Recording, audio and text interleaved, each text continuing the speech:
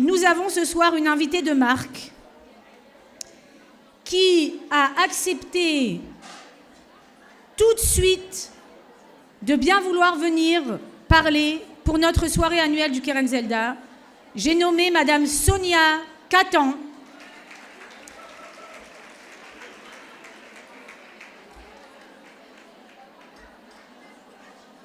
Madame Sonia Catan, qui est shloucha dans le 19e, pas loin d'ici, donc j'imagine. Elle est coach de couple. Et c'est tout ce qu'on m'a demandé de dire sur elle, mais je dis c'est impossible, il doit y avoir encore une tonne de choses. Mais elle est sûrement très discrète, Mme Catan. Elle se suffit d'être annoncée comme cela. Mesdames, s'il vous plaît, elle a choisi un thème un peu spécial, que j'aime beaucoup. Et comme Yafa l'a souhaité, eh bien, puissions-nous toutes être concernées par ce thème très bientôt, toutes celles qui cherchent pour leurs enfants, pour leurs voisines, pour leurs amis. Amen. Marier un enfant, en accueillir un autre. Madame Sonia Catan. Oh, oh. Aïe.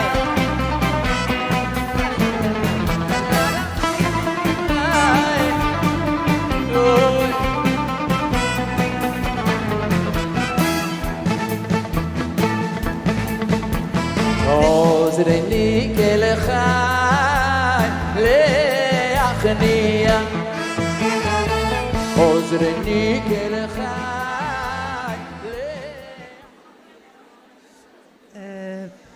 Bonsoir. Je suis désolée de m'imposer à vous à un moment où vous auriez peut-être préféré discuter. Je le comprends parfaitement. Je m'exécute. Je parle. Si vous voulez écouter, faites-le. Sinon, passez une bonne soirée. Donc, j'avoue humblement que c'est la première fois que j'assiste à une soirée du Kerenzelda et que je suis impressionnée et très honorée d'avoir été sollicitée pour devant un tel auditoire. Je vous remercie. Je vous remercie beaucoup, d'autant plus que le sujet tourne autour de la tzedaka, mais aussi autour du mariage, et celles qui me connaissent savent que ça fait partie des causes qui me sont chères. Donc effectivement, j'ai choisi un sujet, je ne sais pas quel adjectif elle a utilisé, la dame juste avant moi, mais voilà, qui peut paraître un petit peu surprenant.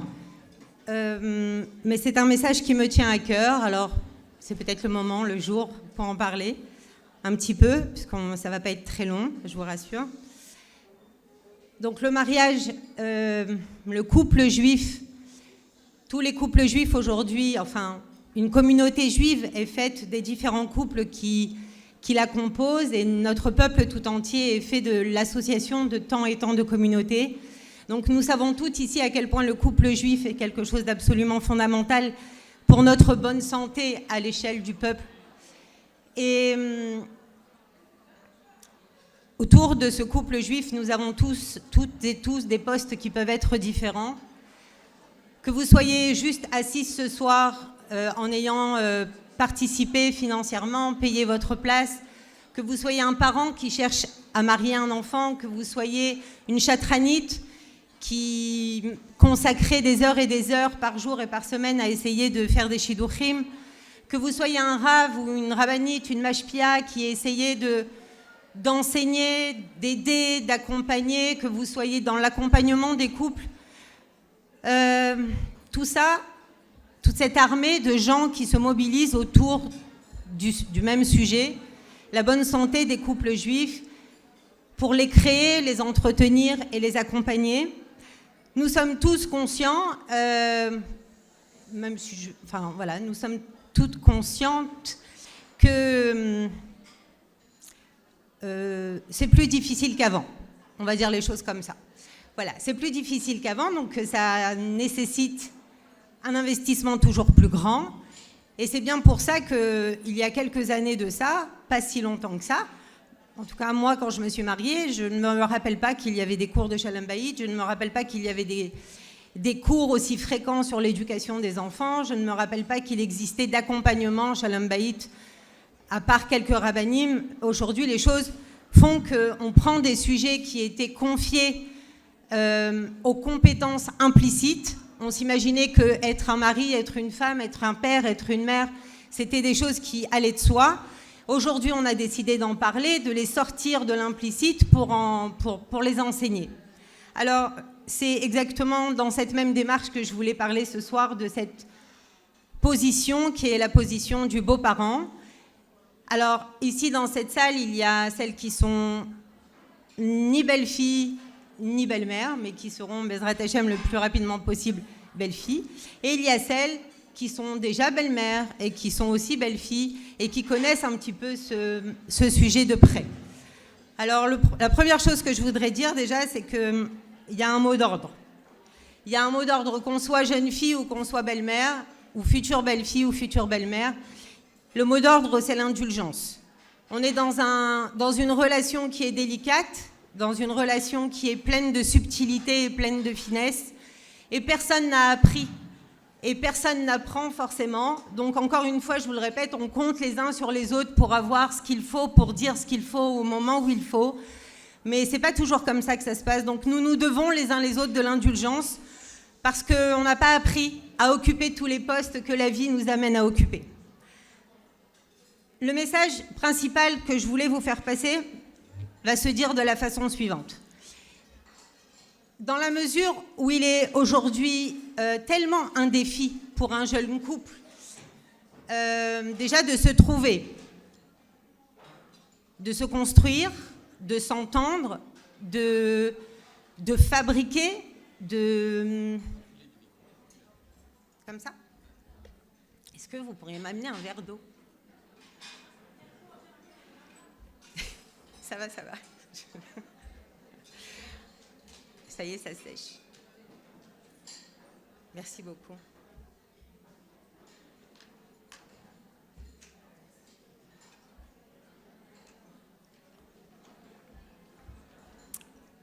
Donc, les jeunes couples traversent des moments merveilleux, on leur souhaite, mais ils vont aussi traverser des moments qui sont faits de défis, qui sont faits de challenges émotionnels, intellectuels, physiques. Il y a tout un tas de choses à apprendre et tout un tas de choses auxquelles ils font face.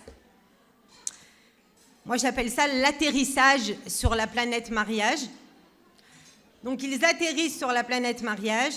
Et la première chose que je voudrais dire à toutes les personnes qui sont ici dans la catégorie des adultes, parce que dans une histoire où il y a un couple qui se marie et chacun le khatan et la kala ont tous les deux leurs parents, il y a une catégorie d'adultes, les adultes, et il y a une catégorie qu'on appellera les enfants. Et dans un cas comme ça, je me permets de mettre la responsabilité entière sur les adultes.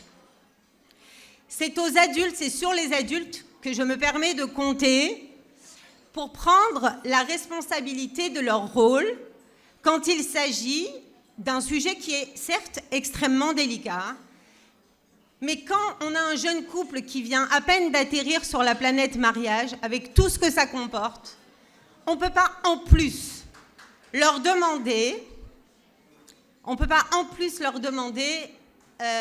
enfin si on leur demande, concrètement on leur demande, mais on prend un risque.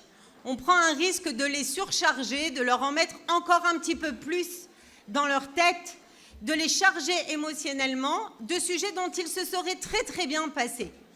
Donc, le premier message que je voudrais dire, c'est, mesdames, pour celles qui sont déjà belles-mères ou qui le seront bientôt, et là, ce n'est pas la belle-mère que je suis qui parle, d'ailleurs, j'ai grâce à Dieu personne dans la salle pour témoigner contre moi, mais en tant que coach, je vous le dis, prenons conscience de l'impact, de la charge émotionnelle que nous représentons pour les jeunes couples qui démarrent dans la vie. Nous devons le savoir. Chacun de nos mots, de nos gestes, de nos regards, de nos non-dits, de notre façon de, chaque chose compte. Et si je n'ai pas conscience du poids que je pèse, si je n'ai pas conscience de l'importance des mots que je prononce ou que je ne prononce pas, eh bien, je perds cette Enfin, je perds ou je ne gagne pas. En tout cas, je manque de cette vigilance, de cette précaution, de cette minutie, de cette maîtrise qui m'amène à essayer du mieux que je peux d'être dans le rôle qui est le mien. La responsabilité, à mon sens, est entière. Quand on a un jeune couple, on doit se dire, pour que la relation se passe bien, et c'est eux qui ont besoin que la relation se passe bien. C'est pas parce que ça me fait plaisir à moi, oui, ça me fera plaisir aussi à moi, mais c'est eux qui ont besoin que ça se passe bien. C'est pour eux que je vais faire l'effort que ça se passe bien. C'est pour eux que je vais faire en sorte de réfléchir pour que ça se passe toujours le mieux possible. C'est eux mon souci. Ma boussole. C'est quoi ma boussole? Alors une boussole, c'est pas aussi précis qu'un GPS. On ne va pas m'indiquer à chaque carrefour, à chaque situation, à chaque événement de la vie. Il ne va pas y avoir quelque chose qui va venir m'indiquer. Là, maintenant, parle. Non, là, tais-toi. Là, pose une question. Non, là, ne la pose pas. Offre un cadeau. Non, n'offre pas de cadeau. Dis ça. Non, ne le dis pas. On n'a pas ce mode d'emploi. On compte sur l'intelligence des unes et des autres. Mais on a au moins une boussole. On sort la boussole. Et on se dit, même si je ne sais pas là exactement comment il faut faire, je sors ma boussole et je regarde dans quelle direction. Est-ce que ce que je vais dire maintenant va construire leur nous ou va séparer leur nous? Est-ce que ce que je vais faire ou dire maintenant va aller dans le sens de leur union ou du contraire? Et oui, avec plein de très bonnes intentions, parce que nous avons toutes que de très bonnes intentions, eh bien on peut faire le contraire de ce qu'on veut. On peut faire que le soir, après nous avoir visités, on ait fabriqué sans le vouloir une tension entre eux. On peut, sans l'avoir cherché, avoir blessé l'un des deux.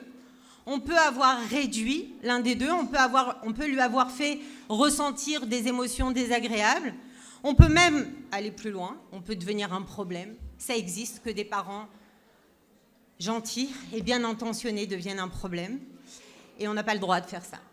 On n'a pas le droit de faire ça, surtout quand on n'en a pas conscience. Parce qu'il y a déjà assez de choses à régler comme ça. Le deuxième point,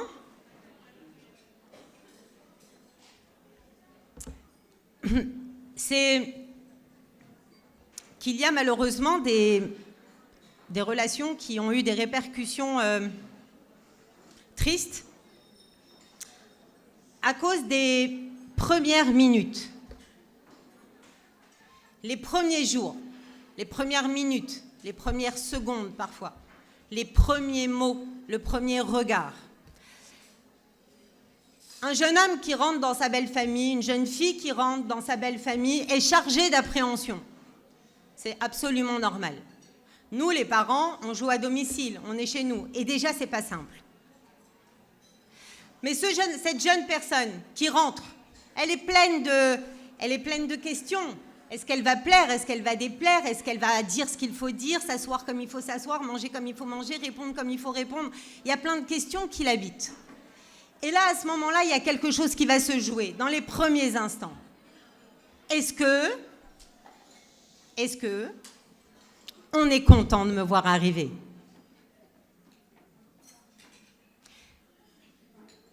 Et je vous assure que c'est perceptible au-delà des mots. C'est quelque chose qui se perçoit même quand rien n'est dit. Mais un jeune homme ou une jeune fille qui sort des premières minutes de la première rencontre et qui sent que c'est pas tout à fait lui qu'on aurait voulu, ou c'est pas tout à fait elle qu'on aurait voulu, il va avoir du mal à se débarrasser de cette émotion-là.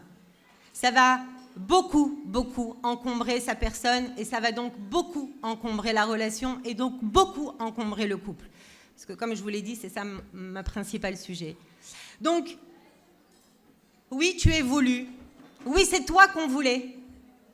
Mais pas seulement parce que tu es le mari de ma fille ou la femme de mon fils, ou la mère de mes petits-enfants, ou le père de mes petits-enfants. C'est pas seulement parce que tu deviens une pièce incontournable vers les miens. C'est pas comme si, en gros, j'ai pas le choix, quoi. T'es là, je dois faire avec. C'est pas de ça dont je parle. C'est que tu es voulu pour qui tu es. Pour qui tu es, toi. C'est toi qui m'intéresse. C'est toi que j'apprécie. C'est toi qu'on voulait. C'est toi. Et là, le parent qui essaye de bien garder la direction de la boussole en se disant « Je ne suis pas là pour recevoir ce que je considère que je suis censé recevoir. » Non, j'ai une boussole, c'est eux. Moi, ma vie, je l'ai faite. Donc ma boussole, c'est eux. Et donc moi, je veux qu'eux, ils aillent bien. Et si je veux qu'eux, ils aillent bien, le regard que je vais porter sur mon gendre, le regard que je vais porter sur ma belle-fille, c'est évident que ça a un impact dans leur couple. Il n'y a pas de question là-dessus. Donc je vais devoir m'efforcer. Et j'ouvre une parenthèse que je referme tout de suite après. Peut-être que ce que je suis en train de dire est une pure évidence pour une partie d'entre vous. C'est pas grave. À partir du moment où c'est pas une évidence pour tout le monde, ça mérite encore d'être dit. Mais pour ceux qui ont réussi de façon intuitive à créer la bonne fréquence, à s'effacer. Je ne suis pas... j'ai pas envie de rentrer dans les exemples parce que voilà... Ça peut être drôle, mais ça reste un sujet que je voudrais qu'on prenne pas forcément à la légère. S'effacer, ça veut dire j'accepte en tant que parent, en tant qu'adulte, j'accepte d'occuper la position basse. Occuper la position basse, ça veut dire j'accepte que ce soit toi, ma belle-fille, qui brille plus que moi. Que ce soit toi, mon gendre, qui réussisse plus que moi. J'accepte, dans ces moments-là, de donner à votre histoire, à vous, ce dont vous avez besoin, c'est de vous sentir bien. C'est de vous sentir que nous, les parents, on est là pour vous soutenir. Vous avez besoin de nous, on est là. Mais si vous n'avez pas besoin de nous,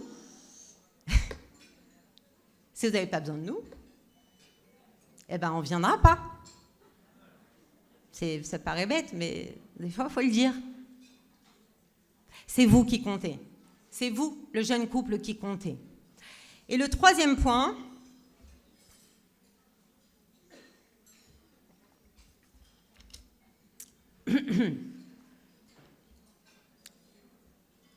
c'est qu'il va falloir faire preuve de générosité.